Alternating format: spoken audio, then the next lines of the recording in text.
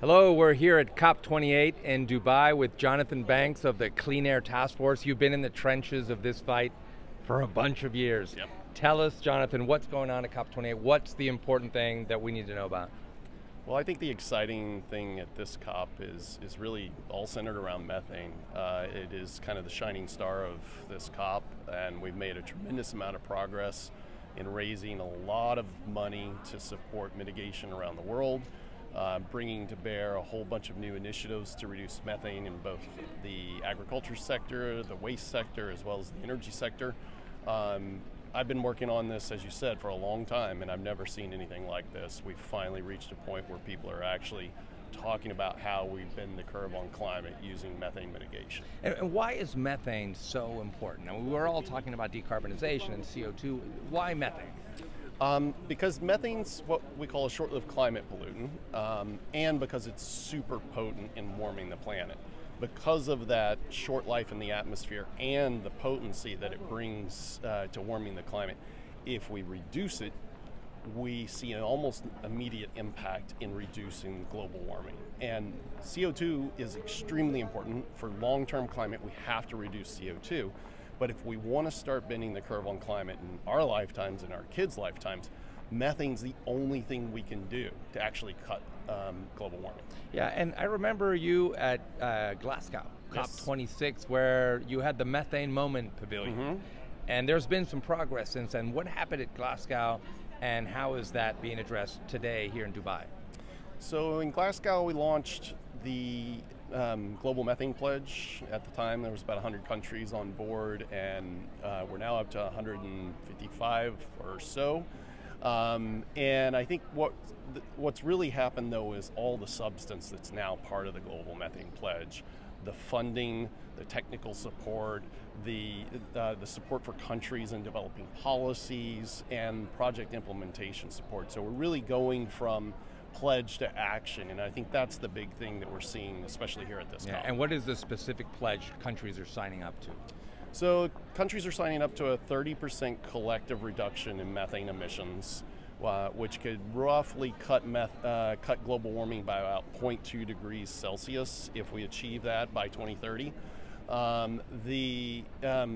The reductions will come from ag and waste and the energy sector, namely the oil and gas sector primarily. Great. And I want to talk a little bit about the Three Amigos, because we are North America, we're Yep. Turtle Island. This is three countries that are important on climate. Where do the three countries stand on methane, and how do they play into the equation here at COP28? Well, they're really where it all started. Back in 2016, the Three Amigos came together in the North American Leaders Summit and pledged to reduce their emissions by 45% from the oil and gas sector.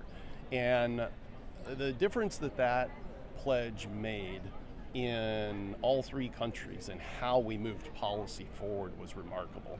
I was working on a small project in Mexico at the time, which we didn't have a whole lot of hopes that was moving very fast.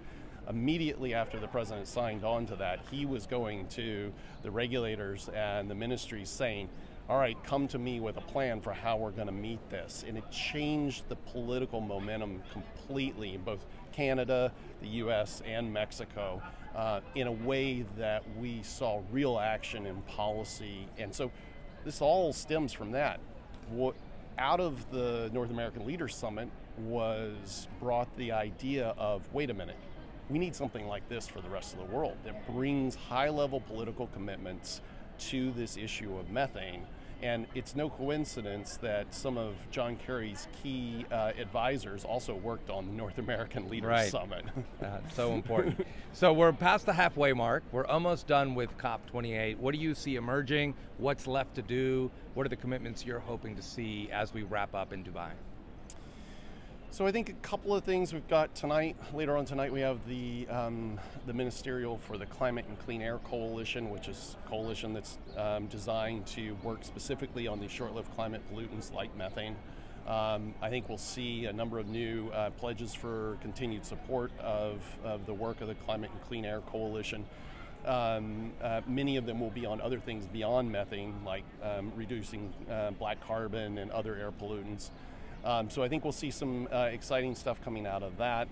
I'm still hopeful that we'll see at least the start of something to begin integrating the modern methane measurement techniques like satellite technology into how countries report their emissions to the IPCC, but that may not happen between now and then. But a lot of the big stuff has already come out, and things are winding down a bit, which is kind of nice because I think we're all pretty exhausted. Yeah, well, thank you so much, Jonathan, and your colleagues at the Clean Air Task Force for fighting this fight, for being with the world on methane emissions reductions, which are clearly so important and front and center at the COP. There you have it from Dubai. Jonathan Banks at the Clean Air Task Force. Thank you, Jonathan. Thanks, Daniel.